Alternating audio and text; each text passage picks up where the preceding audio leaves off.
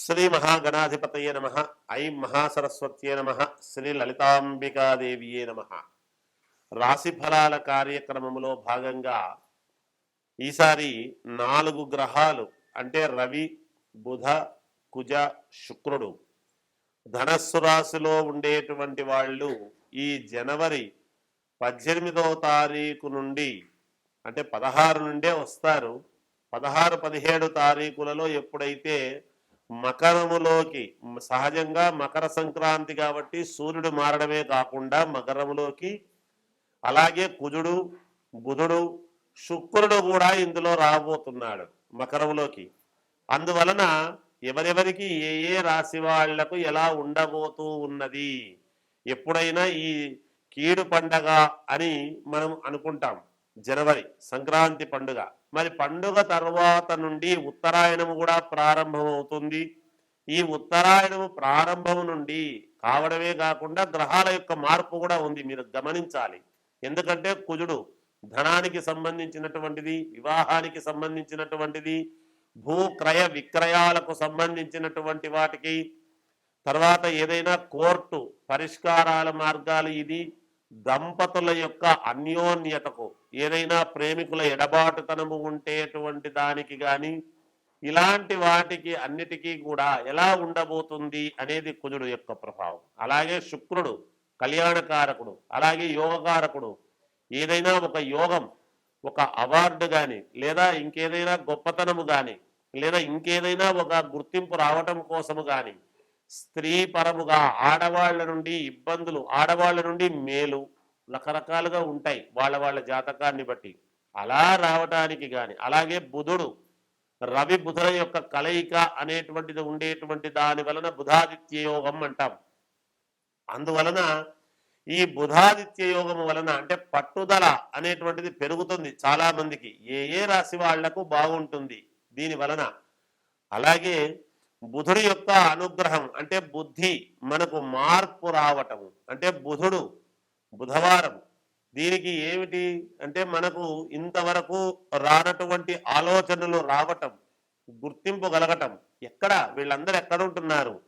మకరములోకి వస్తున్నారు. ఈ 16వ తేదీ నుండి మకరములోకి వచ్చేస్తారు వీళ్ళంతా. అక్కడికి వచ్చినప్పుడు మకరము ఏమిటి అంటే విపరీతమైనటువంటి పట్టుదల పట్టాలి, మాకు ఇదే కావాలి, మేము ఇదే చేసుకోగలగాలి, మాకు ఇది జరిగితేనే అని ప్రతి వాళ్ళు కూడా ఒక దాని మీద అనేటువంటి ఇది ఉంటుంది. సహజంగానే ఇంకా మకర రాశి వాళ్లకు యోగదాయకముగా ఉంటుంది, మకర రాశిలోనే వీళ్ళందరూ ఉన్నారు కాబట్టి. అయితే రాశి మకర రాశి అయినా లగ్నము ఏమిటి అనేటువంటిది ఇక్కడ కొంచెం మనం ఆలోచన చేయాల్సినటువంటి అవసరం ఉన్నది. ఎవరెవరు ఏ లగ్నములో పుట్టారు, ఈ మకరములో ఉండేటువంటి గ్రహాలు ఎక్కడ వస్తున్నాయి, ఎవరెవరికి ఎలాంటి మేలు జరుగుతుంది, ఏ రాశి వాళ్లకు ఎలాంటి ఉపయోగాలు ఉన్నాయి అనేటువంటి దాని గురించే ఇప్పుడు చాలా ప్రాముఖ్యతతో కూడుకున్నటువంటి విషయం.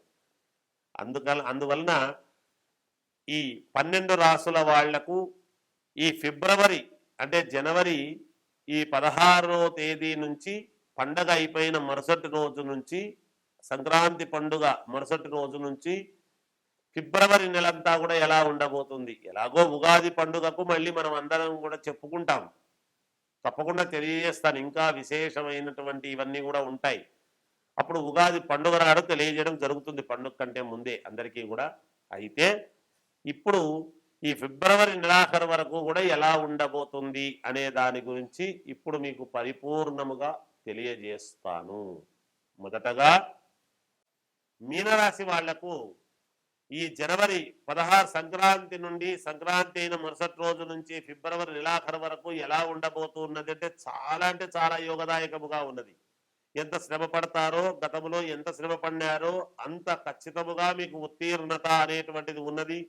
స్థిర చర ఆస్తుల నుండి మీకు కావాల్సినటువంటివన్నీ మీ చేతికి అందుతాయి. గోల్డ్ పరమైనటువంటివి, వెండి వస్తువులు కొనుగోలు చేసుకుంటారు, ఆస్తులు కొంటారు, భూ క్రయ విక్రయాలలో మంచి లాభాలు పొందుతారు, ఆత్మీయుల నుండి, బంధువుల నుండి, స్నేహితుల నుండి మంచి ప్రశంసలు అందుకుంటారు, ఉద్యోగాలలో కొన్ని అనుకూలతలు ఏర్పడతాయి, మీకు శాలరీలు పెరగడం లాంటివి కానీ, లేదా బంధుపరముగా అందరి యొక్క అనుకూలత రావటము కానీ, దైవపరమైనటువంటి కార్యక్రమాలలో పాల్గొనడం లాంటివి, క్షేత్రాలు లాంటివి తిరగటము కానీ, ఇలాంటివన్నీ కూడా మీకు జరగబోతూ ఉన్నాయి. ఇంట్లో శుభకార్యాలకు సంబంధించినటువంటి నిర్ణయాలు చేస్తారుగాక. మీ యొక్క సంతానము నుండి కానీ మీకు కీర్తి ప్రతిష్టలు, మీకు సన్మానాలు, మిమ్మల్ని అందరూ పొగడటము చేయటము, వాళ్ళకు కావాల్సినటువంటి విధంగా మిమ్మల్ని గొప్పగా చూడటము, మీరే మాకు ఉండాలి, మీరు తప్ప మాకు అన్యులు ఎవరు వద్దు అనేటువంటి విధముగా పాత వాళ్ళందరూ కూడా మళ్ళీ మీ దగ్గరికి రావటము మీకు మేలు చేస్తుంది. మంచి గుర్తింపు అనేటువంటిది లభించి తీరుతుంది. తద్వారా ప్రభుత్వ పరముగా కొన్ని యోగాలు అనేటువంటివి కూడా మీరు పొంది తీరుతారు. ఎప్పటి నుంచో ఎవరైనా దూరమైనటువంటి వాళ్ళు కూడా దగ్గరయ్యేటువంటి పరిస్థితులు గోచరిస్తున్నాయి. శత్రువులు మిత్రులుగా మారతారు. కొన్ని విశేషమైనటువంటి చోట్లకు భవిష్యత్తులో వెళ్ళాలి అనడానికి ఒక మంచి పునాది లాంటిది అయిపోతూ ఉన్నారు ఈ మాసంలో అనేటువంటిది తెలియజేస్తూ ఉన్నాను. వ్యాపారస్తులకు చాలా అనుకూలముగా ఉన్నది, యోగదాయకముగా ఉన్నది. రాజకీయాల్లో ఉండేటువంటి వాళ్లకు చాలా అంటే చాలా బాగుంది. ఇంకా విశేషమైనటువంటి ఫలితాలు సాధించుకోవాలి అనుకునేటువంటి వాళ్ళు మీ వ్యక్తిగతమైనటువంటి జాతకాన్ని చూసుకొని పరిశీలన చేసుకోండి, మేలు జరుగుతుంది. మొదటగా మేషరాశి. మేషరాశి వారికి ఈ జనవరి 16, 17 పండుగ తరువాత నుండి ఫిబ్రవరి నెలంతా కూడా ఎలా ఉండబోతున్నది అంటే చాలా యోగదాయకముగా ఉంటున్నది. అన్ని పనులు అనుకూలవంతముగా జరగటానికి చాలా కీలకముగా ఏర్పడబోతూ ఉన్నది. మీరు తీసుకునేటువంటి నిర్ణయాలు కరెక్ట్ అవునా కాదా అనేటువంటిది అడిగి మీకు కావాల్సినటువంటి వ్యక్తులతో చర్చ చేసి మీ జాతక ప్రకారముగా యోగం అవునా కాదా అనేది ఎప్పుడైతే చూసుకొని మీరు అడుగులు ముందుకు వేస్తారో తప్పకుండా మీరు విజయ పథములో ముందుకు వెళతారు అనేటువంటిది సుస్పష్టం అవుతూ ఉన్నది. ఇంతవరకు మీ జీవితము వేరు, ఇక్కడ నుంచి జీవితము అనేటువంటిది వేరుగా ఉండబోతున్నది మేషరాశి వాళ్లకు అనేది తెలియజేస్తూ ఉన్నాను. గతములో పడినటువంటి శ్రమకంతా కూడా మంచి యోగము అనేటువంటిది ఈ సంవత్సరం లభించబోతున్నది ఈ మాసంలో అనేది గుర్తుపెట్టుకోవాలి.